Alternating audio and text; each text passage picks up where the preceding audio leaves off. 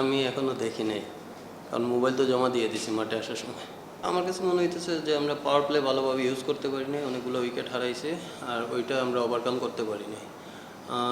আরেকটা জিনিস আমার কাছে মনে হয়েছে যে যা ওমর জাই আর পারভেজ খেলাটা ধরছিল, বাট রান করার সময় আনফর্চুনেটলি দুইজনই আউট হয়ে গেছে।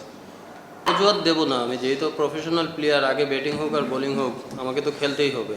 এখন আমি আগে বোলিং পাইলাম না, আমার তো আমি ব্যাটিং করবো না, তো ওইটা কোনো অজুহাত দেওয়া আমি মনে করি না ঠিক হবে।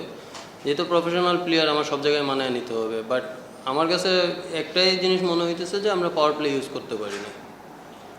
আর বোলিংয়ের ক্ষেত্রে মনে হচ্ছে যে 2-3টা ওভার আমরা 20 ওভারের মধ্যে 2-3টা ওভার আমাদের একটা বড় রান হয়ে যাচ্ছে, এখান থেকে আমাদের খেলা হাতছাড়া হয়ে যাচ্ছে আর কি।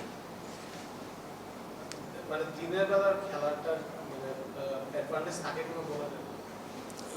অ্যাডভান্টেজ বলতে দিনের বেলা একটু বল গ্রিপ করে আর কি।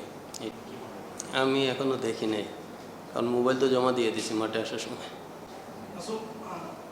আপনি মোবাইল জমা দিচ্ছেন বলেন, ম্যাচ ছিলেন আপনারা, ওয়ার্ল্ড কাপের টিম দিচ্ছে, একটা খুব কনসার্ন হচ্ছে যে নিরাপত্তা ইস্যু কালকে থেকে ঘটছে। আমি জানি না প্রশ্ন করেছি কিনা, লেটে এসেছি আসলে ভারতে খেলতে যাওয়া, এই যে নিরাপত্তা সংখ্যা নিয়ে আপনাদের ভিতরে কোনো কথা হয় কিনা, আপনাদের কনসার্ন থাকে?